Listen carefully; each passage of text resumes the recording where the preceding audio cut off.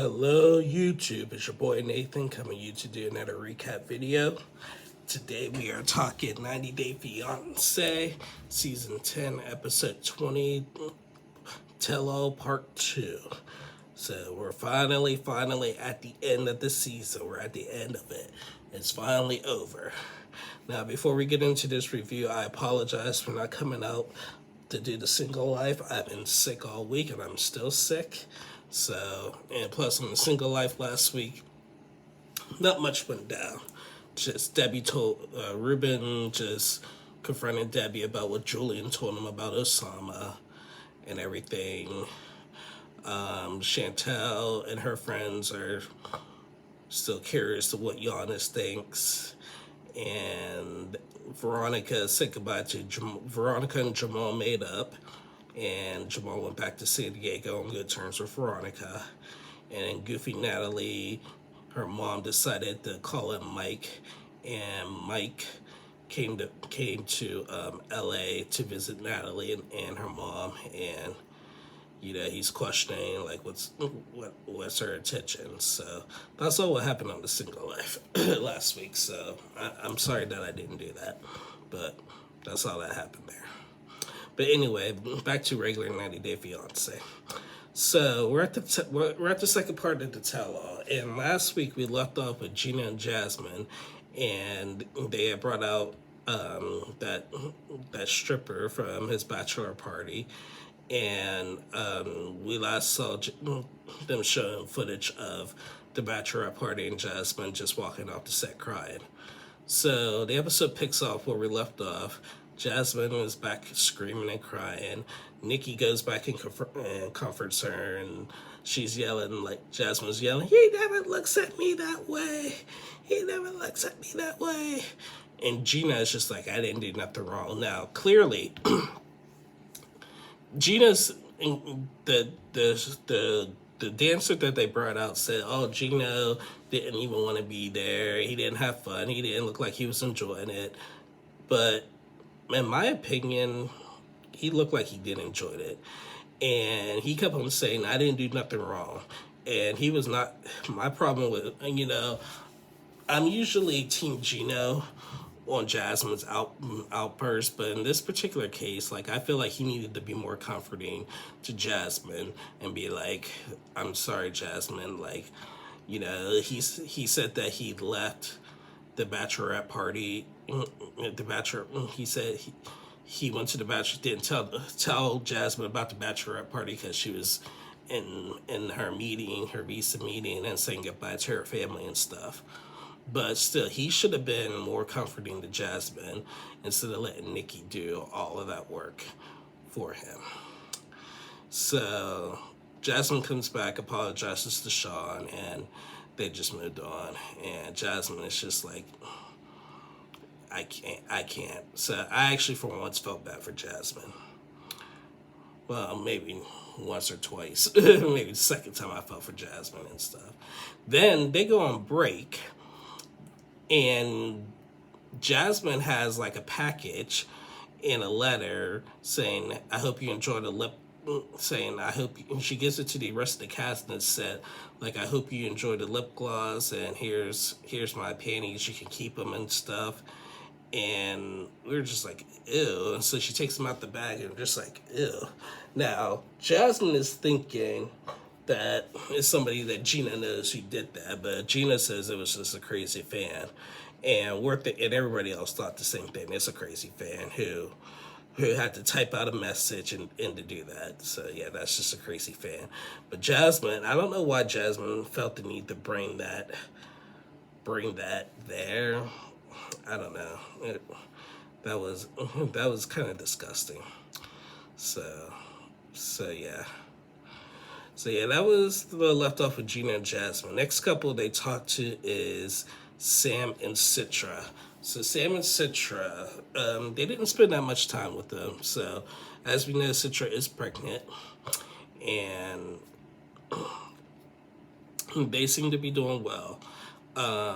As for Sam's legal problems, he did get back. He was allowed back in the diversion program, and he is not allowed. He is free from any jail time, but he has to pass daily drug tests, work full time for a whole year, and just be good for a whole year.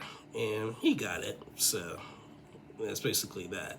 One thing though with Sam and Citra though is that I guess like Sam revealed that in the beginning of their relationship he did cheat on Citra, like when he on his rideshare app when he was giving some girl he was giving some girl a ride home one day, and then they talked and she was cute. He had a weak moment, and one thing led to another, and he messed around with this girl, and like he told, and he said he owned up to it. He told Citra about it, but Citra said that she was under the impression that they were fooling around, but they didn't go all the way. Sam said that he did go all the way and told her, but Citra thought we didn't. So everybody was just like, hello, like, did you do it or not? And he did it, So everybody's like, well, do you trust Sam? Like Nikki had asked Citra, do you trust Sam?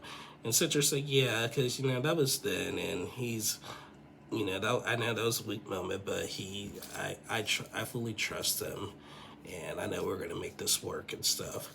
And Sam said, yeah, like we're not gonna, like, he's like, I don't even have time to do things like that. So yeah, basically, yeah, it was a weak moment, but he said he learned his lesson from it, so that was good. So yeah, that was Sam and Citra. Again, nothing else much happened. Next couple I want to go to, is Nick and Devin. So again, it's been a while since we've seen them. We haven't seen them in a while since they got married. So if you remember, the main focus with Nick and Devin is that Nick likes to call Devin picky, even though she's not fat. And that's a Korean thing, but still.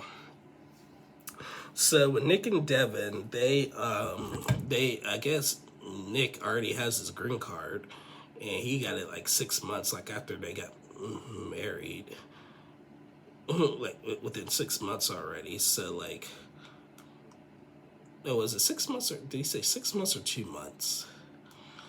Like he got his green card really quick, and he got a job offer in Atlanta, Jersey, because they were living in Searcy, Arkansas. He had already moved to Atlanta, and Devin hasn't moved yet, but she's going to, because he stayed in a hotel and stuff. So they're just waiting to get their own place and stuff. They brought out Devin's parents to talk about, the piggy comments and stuff and everything. And finally, Nick gets it in the head that, piggy is a derogatory term that you should not say to Americans and stuff. So he apologized to America, and he finally apologized to Devin, and he said he won't say piggy again. So yeah, so that was that was cool. And I mean, that was basically it for Nick and Devin. I was like, yeah. So yeah. Next couple was Clayton and Annalie. So this got pretty interesting on Clayton and Annalie. So Clayton and Annalie, they moved to Oklahoma, and they got their own place. The mom moved to Oklahoma too, but she got her own place and everything. Of course, they were talking about the mom living in the closet and stuff and everything, and yeah, not cool. But they brought out Clayton's sister Brandy, and Brandy comes out with just an attitude, and she came out and just said she doesn't really trust Annalie's intentions and stuff. She had the nerve to say that Annalie has a boyfriend back in Peru, and Annalie was just like, no, I never really wanted to move here. Like, he was actually supposed to move to Peru, but with his job and stuff, I had to move here and stuff. Annalie's father, they called Annalie's father to be on the tell-all, and he denied, but left the message saying, I hope my daughter reconsiders and comes back. She doesn't need nothing there, which was sad. I feel super super sad about that. And Annalie was like, I miss his conversations, his hugs, and everything. And Jasmine made a good point. She said, like Clayton, like Latin American parents are scary, so it's just the way they are. So back to Brandy. So Brandy, like, they were actually was asked like, what else? Like, do you see any other red flags? And he was like, and she was like, yeah, they're not posting the, just and all that. And Annalie is like, I don't have to keep like, she's not that type of person who likes to show so much public affection. That's just the type of person she is, and not too many people are like that and stuff. But that doesn't mean that she was like Annalie. Like basically, it's just like it doesn't mean that we're not in love though. And ever since Clayton and Annalie moved, they said their intimate life has gotten better. And they actually seem pretty happy. So then the topic came about what happened at that bachelorette party. So they showed footage at the bachelorette party and everything, and Clayton was like, part of me thinks that Brandy like kind of set that up just to like mess with us and stuff and everything, to be like, I think they used the word meddler or something. And Brandy, like, she said she didn't do that on purpose, but Annalise said, as in terms of the stripper for the bachelor party, she was joking and stuff. Didn't think she was actually gonna do it, but she did, because she knew how it would make Clayton feel and stuff and everything. And so yeah, and it just it was just a big back and forth battle between Clayton and Brandy, because like even Sean asked the cast, like, is there like a deep, do you guys think there's like a deep root that's going on between Clayton and Brandy? And everybody like raised their hand, yes, including Brandy. And so like Clayton told Brandy was just like, well, Annalie asked Brandy, like, what other red flags do you see and everything?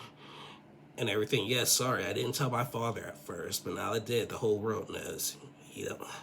Like what else and stuff. Like, and Brandy is just like, I never see like I don't see like a genuine connection with y'all and everything. Like, and Clayton, she was like, your relationship is odd. And Clayton said this, but it's like, everybody here is from different cultures and has something odd about them and stuff and everything. And we don't need to prove to you every single day that our love is real and stuff, basically. And she was just like, okay, and that was basically the end of that. So it seems like, and it was funny though, at the end, as all the couples were leaving, Annalie surprised me. She was like, to Brandy and everybody else who don't think like I love Clayton and show him any love, here. She grabbed Clayton and kissed them all over and stuff. So Clayton and Annalie, they seem to be doing really well. So yeah, good. So congrats to them. So yeah, that was them. And the last couple I want to talk is freaking Nikki and Justin, aka Igor. Justin is ignorant. Now, all season I was uncomfortable with Nikki with a couple things and stuff, but at the end of the season, like, Justin just got on my nerves. And he's just disgusting. He told her that he's not trans attractive and he loves her and stuff. And he kept on telling her things like, you need to act like a woman, or like, stop acting like you're giving me man vibes and stuff. And Ashley, same with Ashley. Like, I wasn't a fan of Ashley all season, but Ashley got some brownie points for me. Like, she flat out told him, like, are you in, are you out? Quit being mean to this woman. She is a woman. Stop disrespecting her and calling her that. Even Jasmine chimed in. Jasmine told Justin, like, you are an a-hole and stuff, everything, you're terrible. And then Nikki starts crying. They brought out Nikki's mom, and yeah, it was just disgusting, because like, he just kept on just saying ignorant things, just like taking low blows at her and everything. And Ashley was just not Like Ashley was not having it. Like she was just like, you need to stop. Like, stop disrespecting this woman and stuff and everything. And his only defense was like, oh, I don't have my mother here and everything. Okay, so not everybody has their mother there. So, so it doesn't mean you be disrespectful. So apparently Nikki went back to Moldova after the breakup. They looked at the footage of that. We got his side of the story. I guess they had like a little disagreement that he didn't like, and that caused them to break up and stuff. She went back to Moldova for his birthday. They got like re-engaged. She had her ring on, and now she was just like, with all the low blows, she was just like, I'm done. She texted her attorney, and they're gonna pull the visas. Sean asked him what's the visa process? It's like, it's still intact, but and she asked him, are you going? And he's like, nope. He's like, I want to come to America, but not like this. And it was just really sad. Like, I felt bad. This is the first time I really felt bad for both Nikki and Jasmine, because, like, you know, obviously Nikki and Jasmine have like a little are best friends right now, but like their men really did them dirty during this tell-all, and they did not do much comforting. So yeah, it was quite interesting to say the least. But yeah, Nikki and Justin, they're done. They're done. And yeah, it was, I just thought it was pointless. It was pointless with them. So yeah. So yeah, guys, that's basically it. Like, you know, there wasn't like, yeah, when they went through Sam and Citra and Nick and Devin, it was just really, their segments were really quick.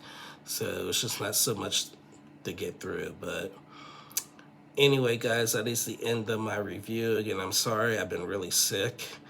I'll try. Tomorrow night is the season finale for the Single Life. So the tell-all for the Single Life will be next week. So I will recap the season finale. I'm feeling a little bit better, but not 100%, as you can hear my voice. But so yeah, I'll be back on tomorrow to do that. So anyway, guys, thank you guys for watching. Please like and subscribe to my channel, and I will see you guys again tomorrow for sure this time. 90 Day Fiancé is finally over. Season 10 complete. Be ready for we are doing Happily Ever After. Happily Ever After starts next week, so we're ready to go next week for Happily Ever After. Once again, we will see 3 couples from this season. We will see Gina and Jasmine again. We will see Rob and Sophie again, and we'll see Ashley and Emmanuel again. Their journeys are going to be continuing for Happily Ever After, along with the other crazy couples: Laura and Alexi, Nicole and Mahood, Patrick and Thais, Emily and Kobe, Ed and Liz, and Angela and Michael. So we'll be ready to go. It's going to be an intense season. So yeah, I can't wait. All right, guys, have a good one.